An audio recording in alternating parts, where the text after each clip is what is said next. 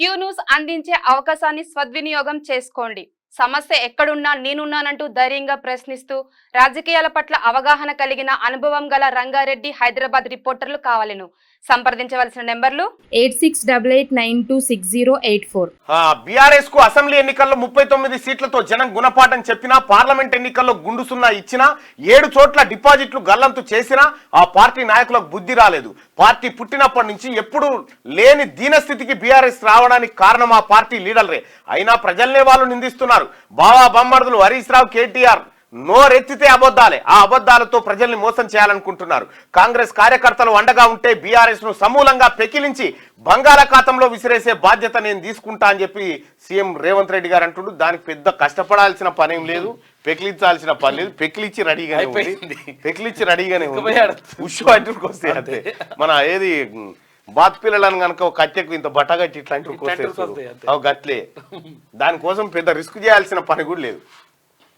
మాట ఇచ్చినాం, మాఫీ చేసినాం. 31,000 కోట్లతో రుణమాఫీ దేశంలోనే ఒక చరిత్ర.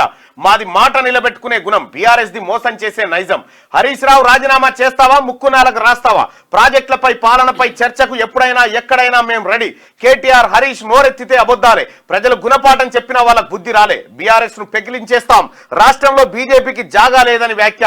ఖమ్మం జిల్లా వైరా వేదికగా 2 లక్షల రూపాయల రుణమాఫీ అమలు. దేశానికి స్వతంత్రం వచ్చిన రోజే రైతులకు 2 లక్షల రుణమాఫీ చేసి ఇచ్చిన మాటను నిలబెట్టుకున్నామని సీఎం రేవంత్ రెడ్డి అన్నారు. దేశ చరిత్రలోనే ఎన్నడలేని విధంగా 31,000 కోట్ల నిధులను విడుదల చేసి రైతులను రుణముక్తులను చేశామని చెప్పారు. తమది మాట నిలబెట్టుకునే గుణమైతే బీఆర్ఎస్ ది మోసం చేసే నైజమని ఆయన అన్నారు. 15 ఆగస్టులోగా రుణమాఫీ చేస్తే రాజీనామా చేస్తానని హరీష్ రావు ఆనాడు సవాల్ చేసిండు.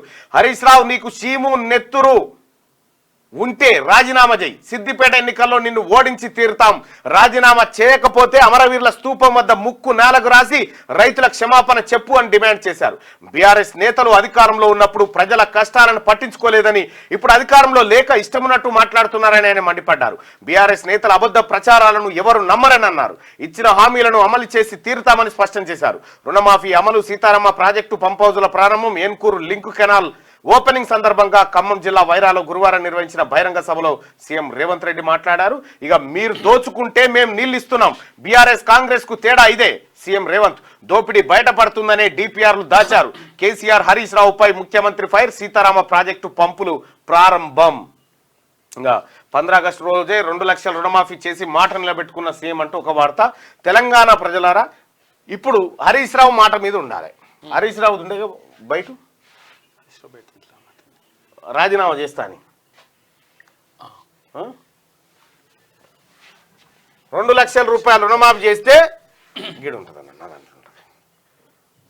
2 లక్షల రూపాయల రుణమాఫీ చేస్తే నేను రాజీనామా చేస్తా అని చెప్పి హరీష్ రావు చెప్పిండు. నా రాజీనామా లేఖ తీసుకుపోయి స్పీకర్ గారికి ఇస్తాను. ఈ మాట మీద ఉండు. ఈ మాట మీద ఉంటే నిజంగా నీకు మీ మామకు తేడా ఉందని అనుకుంటాం. లేకపోతే మీ మామ నువ్వు ఒకటే. ఇక్కడ కేటీ రామారావు పొగరు అణిగిందా లేదా అని మనం అడిగినాం. అడిగితే పొగరు ఇంకా అనగలేదు. కేటీ రామారావు పొగరు అనగలేదని 189% మంది చెప్తా ఉన్నారు. 189 మంది చెప్తున్నటువంటి మాట కేటీ రామారావు పొగరు ఇంకా అనగలేదని చెప్తా ఉన్నారు. ఈ పోల్ ఇట్లా పెట్టి హరీష్ రావు రాజీనామా చేయాలా వద్దా? దయచేసి ఈ ఓటింగ్ లో కూడా పాల్గొనండి. హరీష్ రావు సెలవు. ఈ పోల్లో పాల్గొనండి ప్రజలారా. హరీష్ రావు రాజీనామా చేయాలా వద్దా? ఈ పోలింగ్ లో పాల్గొనండి. రుణమాఫీ చేస్తే రాజీనామా చేస్తాను, రాజీనామా చేయాలా వద్దా? ఈ ఓటింగ్ లో పాల్గొని దయచేసి మీ ఒపీనియన్ తెలియజేయండి. అలాగే లైక్ బటన్ కూడా క్లిక్ చేయండి. రైట్, ఇగో సీఎం స్థాయికి తగ్గట్టు రేవంత్ ప్రవర్తిస్తలే, ఆయన దిగజారిన ముఖ్యమంత్రి అని చెప్పేసి హరీష్ రావు అంటుండు.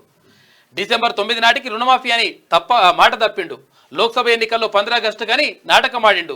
దేవుళ్ళ మీద ఒట్టు పెట్టి మోసం చేసిండు. రుణమాఫీ పచ్చి అబద్ధమని కామెంట్ చేసిండు. ఇన్నరానే సూడిగా ఇన్నరా? ఏమన్నా అర్థం పర్థం ఉందా హరీష్ రావు మాట్లాడే? ఏంతో నవ్వుతారు కదా. ఏమంటా ఉండు, 15 ఆగస్టు లోపల రుణమాఫీ చేస్తే నేను నా రాజీనామాను స్పీకర్కి తీసుకుపోయి ఇస్తా అన్నాడు. ఇప్పుడేమంటాడు, 15 ఆగస్టుగా డిసెంబర్ 9 నాటికే చేయాల్సిందే అని అంటాడు. చూడు మాటలు చూడు. ఇప్పుడు గింత బటవాయి మాటలు, గింత లత్కోర్ మాటలు ఏమన్నా ఉంటాయా? మనిషి మాట మీద ఉండడా? మనిషి అంటాడు మాట మీద ఉండాలి కదా.